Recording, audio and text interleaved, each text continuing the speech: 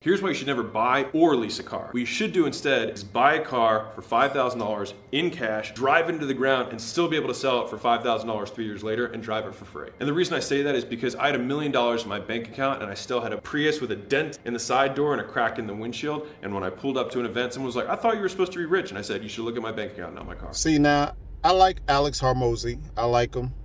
Follow all of his stuff. He has great content. Matter of fact, I'm building my business around some of his principles and how he makes $85 million a year. So not to take any away from him, but I don't 100% agree with this. I think it depends on a certain situation or circumstance.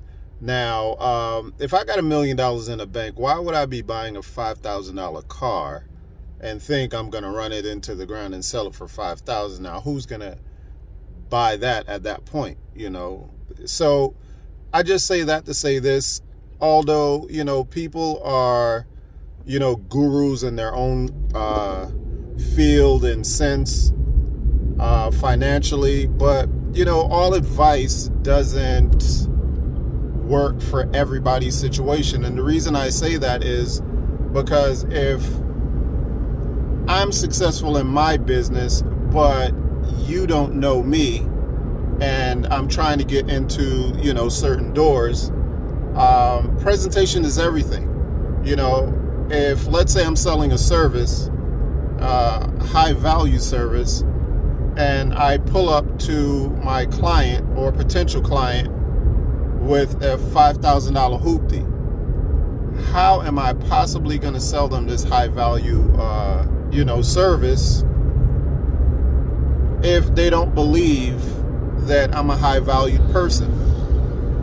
Again, like I said, I understand what he's saying, but logically, presentation is key in a lot of business transactions.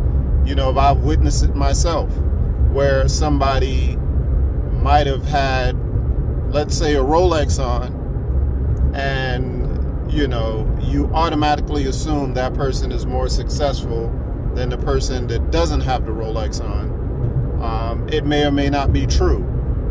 However, you know, perception is key. So with that said,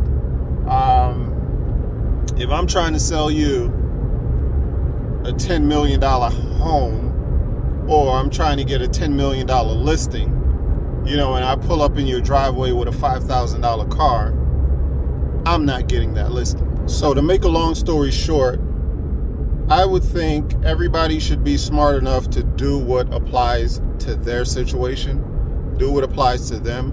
Just because someone is, like I said, successful in business, because everybody's given advice, doesn't mean their advice is wrong. It just may not apply to you or your situation. So take what you can, listen to gurus, or I hate that word guru, but listen to successful people,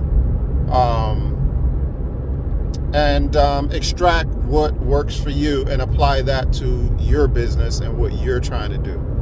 And I just wanted to, you know, point out or make some points about that particular video. Again, Alex, y'all should check him out. He has great content. But yeah, it's your guy, the 10X Closer, and please follow my YouTube channel, Garage Billionaire, and stay tuned for more insight and tips.